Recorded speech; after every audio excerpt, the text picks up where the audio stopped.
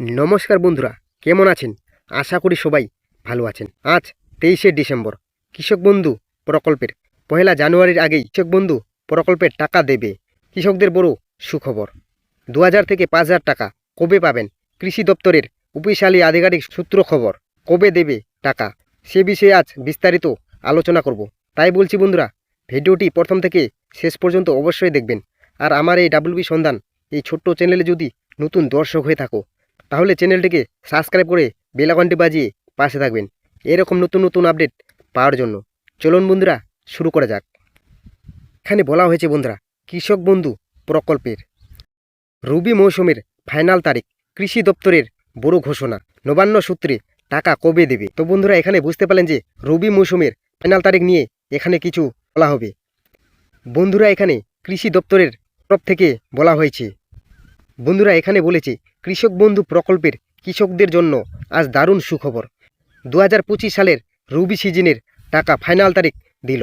দীর্ঘ অপেক্ষার পর অবশেষে রাজ্য সরকার তরফ থেকে রবি সিজনের টাকা দেওয়ার দিনক্ষণ তারিখ জানালো। 2025 সালের রবি সিজনের 2000 ও 5000 টাকা এবার কৃষকদের ব্যাংক অ্যাকাউন্টে ডিসেম্বর মাসে ঢুকবে। কোন জেলায় কবে কৃষকদের অ্যাকাউন্টে টাকা ঢুকবে দেখুন। তো বন্ধুরা, এখানে বুঝতে পারলেন যে 2025 সালের রবি সিজনের টাকা ফাইনাল তারিখ দিল। 2000 ও 5000 টাকা এবার কৃষকদের ব্যাংক অ্যাকাউন্টে ডিসেম্বর মাসে ঢুকবে। কোন জেলায় কবে কৃষকদের টাকা ঢুকবে তা নিয়ে কিন্তু এখানে আলোচনা করা হবে।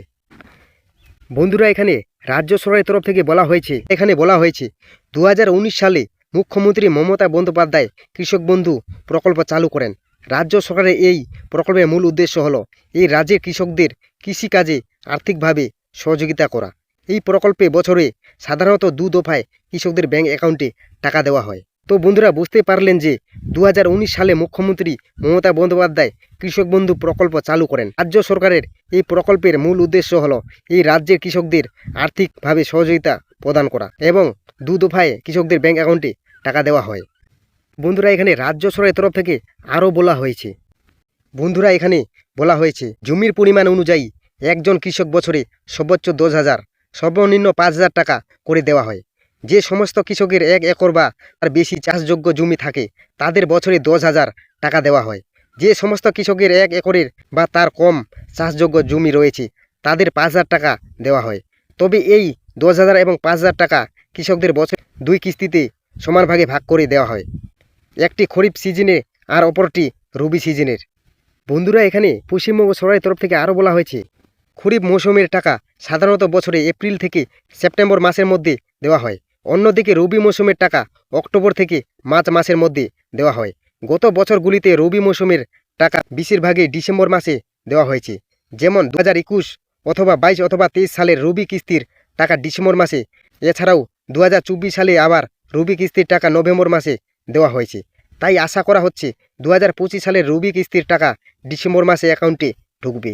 তবে 2025 সালে প্রথম কিস্তির টাকা বা খরিফ মৌসুমে টাকা ইতিমধ্যে কৃষকদের অ্যাকাউন্টে দেওয়া হয়েছে 25শে জুলাই থেকেই।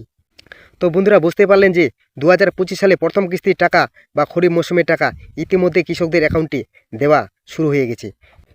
বন্ধুরা, এখানে কৃষি দপ্তর থেকে আরও বলা হয়েছে খরিফ মৌসুমে 2000 ও 5000 টাকা কৃষকদের অ্যাকাউন্টে দিয়েছে এবং এই কিস্তিতে 2,931 কোটি টাকা 109 লক্ষ কৃষক পরিবারকে দেওয়া হয়েছে। তবে এইবার 2025 সালে দ্বিতীয় কিস্তির টাকা বা রবি সিজনের টাকা দেওয়ার কাজ ইতিমধ্যেই শুরু করে দিয়েছে।